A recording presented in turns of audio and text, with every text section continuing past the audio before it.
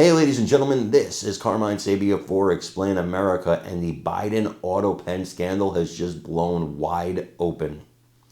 Before we get started, please make sure you like, comment, share, and subscribe. Those little things really help us out, and they help our channel continue to grow. Republicans have given Pam Bondi this case on a silver platter. They want her to take these pardons to court. The pardons of Adam Schiff, pardons of Fauci, the pardons of all these people that were preemptively done supposedly by former President Joe Biden, but we now learn was an Autopen, and we're not even sure he's aware of the pardons he signed or the legislations he signed. Now, the House Republicans have said these pardons are null and void, and they want them to go to court. They want Pam Bondi to take this to court. Last night, Scott Jennings, who's a CNN conservative analyst, he talked to a former member of the Biden White House, and they talked about when he was working, he also had an Autopen. And when Jennings asked him, well, was your name ever signed to anything without your knowledge? His answer was really telling.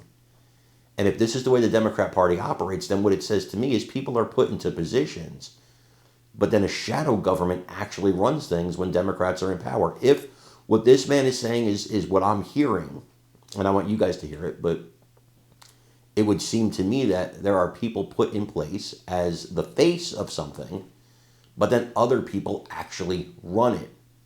Well, if that's the case, that's horrible for the United States of America. People are voting. People are voting to put people in power, and then they're not in charge. If this is the case, again, I'm not alleging that. I'm telling you what it sounds like to me. But I want you to listen to it. Watch this. Let me know what you think in the comments. Has been used in the past, yes. Occasionally, yes. Yes.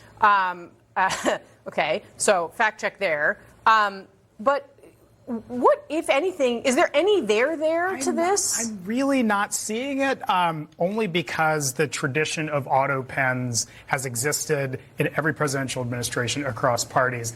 I had an Autopen when I worked at ICE. I'm sorry, Elliot Williams? Elliot Williams literally had an Autopen. You were important enough to have an Autopen. I'm so impressed. I am important, Casey. But no, and so it's a common practice. Did you allow people to use the name Elliot Williams without your knowledge of the document or what was on the page? I don't recall.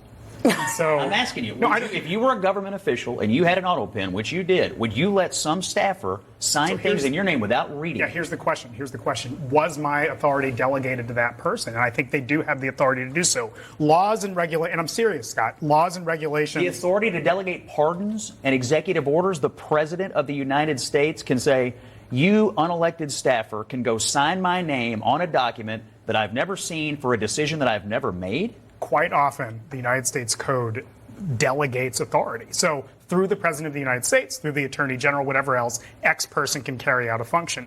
And certainly that could be the case. Now, Donald Trump, for instance, in his first term, pardoned like 1,600 people. And I have a hard time believing that he was aware of every single person that he was pardoning. One could make a challenge. Every president does this. Now, if it's a question about Biden's fitness for office, did he know what he was? Of course, raise that question. But I just, one, given how vast the pardon power is, and two, given how comprehensive the use of Autopens are across administrations, I have a hard time seeing a legal challenge. Nobody can be delegated the pardon power. Yes. It is a constitutional power. Yes. And I don't really think you can delegate the executive order power either, because the executive has to make the order. So, Scott, the President George W. Bush, and forgive me, I'm doing some research here in real time, but we are on justice.gov, Office of Legal Counsel.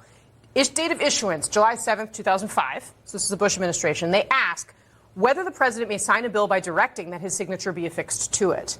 And the Justice Department says, yes, the president need not personally perform the physical act of affixing his signature to a bill he approves and decides to sign in order for the bill to become law. Rather, the president may sign a bill within the meaning of Article 1, Section 7 by directing a subordinate to affix the president's signature to such a bill, for example, by Autopen. The issue is not the use of the Autopen. The issue is the last thing you said, directing someone, the president making a decision. What Comer and the guys over at Oversight have found is that there's no clear evidence that Joe Biden personally made the decisions that only a president can make. Well, that's a fair question, but signing legislation is as much a presidential